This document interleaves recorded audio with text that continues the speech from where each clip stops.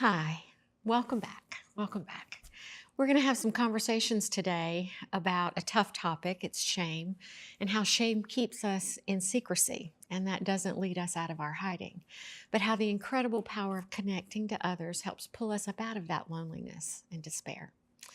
I'm here again today with my sweet friend Natalia, and she is going to continue sharing some of her story with us. I appreciate so much your sharing so much of the story.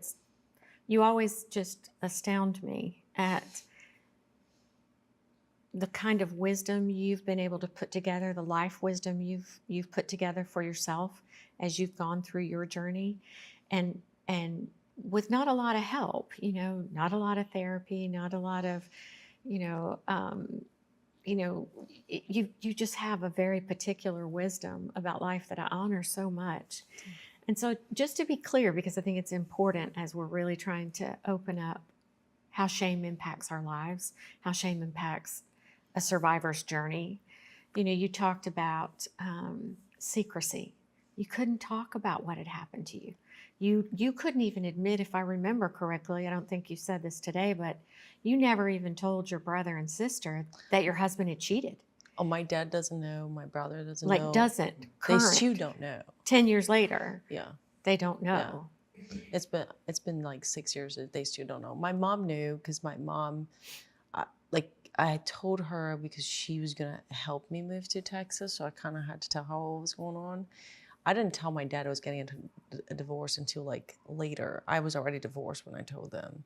I couldn't talk about it. I could not talk about it. And I think that's, I totally get it. And I think we weave these stories around ourselves. We create this, what's the word I want? It's like we armor up and we create these stories around us so we never have to talk about the real story. But I think my secrecy was beyond that too, because I disappear from, like, you wouldn't see me out. You wouldn't see me, like, the only thing I did was like, I would go to the gym. I saw my coach at the time. I saw like one of my friends that would come and work out at the same time. I disappeared. I disappeared from any social media. I disappeared. Like, people did not know where I was. They would like text some other of my friends, like, what happened? She's gone. Because I used to post social media every day, and I was like suddenly gone.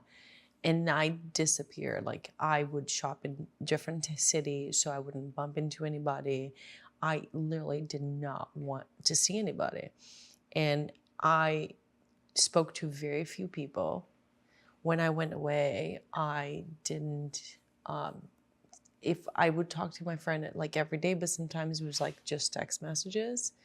And I could go for like good 4 or 5 days without like actually saying a word. So you really, the first 2 years, if I'm following it, you lived in a lot of secrecy because you were filled with so much shame you just couldn't even talk about what was going on with you. You lived in a lot of silence, though there was positive in your silence, ultimately. It wasn't always positive because a lot of that, it was like tormenting. A lot of that was like, so I had like moments, like I had phases. I felt like it was, now when I look back, I feel like, I used to move every month. I used to get an Airbnb every month in a different city and use it as my home base. So I felt like it was kind of like an evolution of like I was going through like the different layers of it. So like the first one, it was like, what did I do? Like, I want to go back. Like, did I make the right choice? And then the second one was really dark, really dark. Because it was really when I started like digging into like reading the Bible and like looking into a lot of stuff and feeling very guilty about a divorce and very ashamed of it, very embarrassed of the things that were happening, but also as like embarrassed of other people knowing or not knowing, and like it was just so dark. But I was doing it by myself. Like, I would share some of those things with like my friend, but it was like a lot of it I kept to myself because they were so dark. I was ashamed of admitting that I had those thoughts and feelings because they were very dark. And I've questioned, like, do I need to live or not? And I don't want to run past that because, I don't think anybody really wants to admit they have those thoughts, but I think for everyone who's been through tremendous tragedy and pain, that question comes forward for us as humans. And so anybody listening, I think I want to, I can't say enough. If you're having any thoughts about taking your life or that you're not worthy to be on this earth, reach out, get help, And it's hard, like when you think about those, like I remember feeling embarrassed of thinking those things because in my mind it was wrong, but I couldn't stop myself from thinking it. Is it worth for me to just like if I go missing right now, I'm in a different country, is anybody gonna notice? Oh, it breaks my heart to hear you Yeah. even tell the story that Like- way, because I'm sitting here looking at you. You're accomplished, you're amazing, you have such light in the world. Yeah. And to think of you being in that place is heartbreaking. But that's the thing, is like we look at so many people in that way now and you don't see it.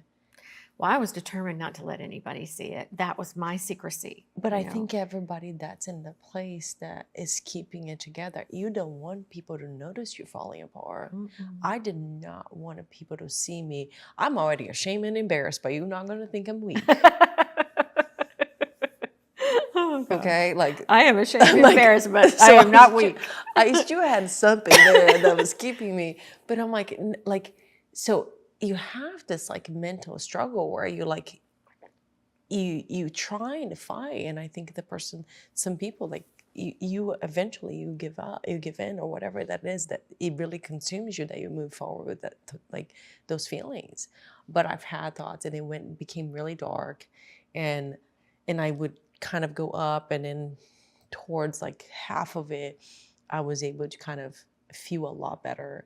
And I remember I was so desperate I needed to get baptized. Oh. I was, because I just felt like I needed to do it, and I couldn't do it in Italy. I remember my friend flew to Bali to baptize me. Oh, that's amazing. Yeah, like we had this whole plan. Baptized in Bali. Yeah, in the pool. Yeah. Oh, wow. It was pretty cool.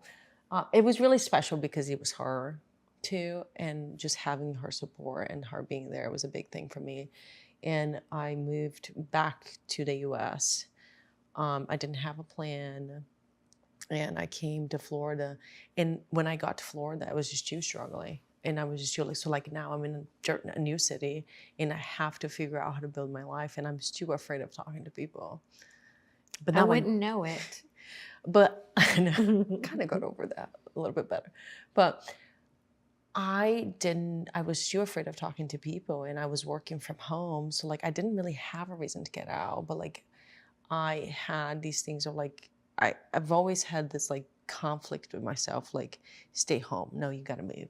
Stay, no, it's okay for you to stay. Like, so I had like these like conversations. If somebody actually could listen to what's going on in my mind, think I'm probably crazy, because I had a back and forth with myself, because I got so used to being by myself that I would just like have a full discussion with myself of what should I do or not.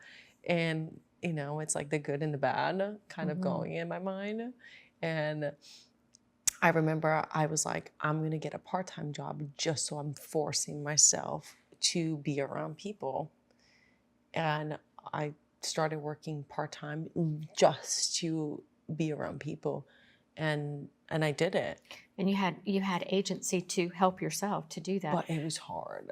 But It was hard. if you were to speak to somebody, like speak to me at that moment, speak to me in those first few weeks after I lost my husband and I had already lost that business, and I was in the deepest, most just riveting shame. What would you have said to me? Because your path is way ahead of mine, years wise. Yeah, that's for sure about that. If I had seen you after that, What would you say honestly, to somebody just in those early days?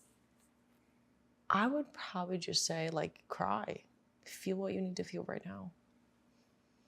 But don't be afraid of it. Like, you need to cry.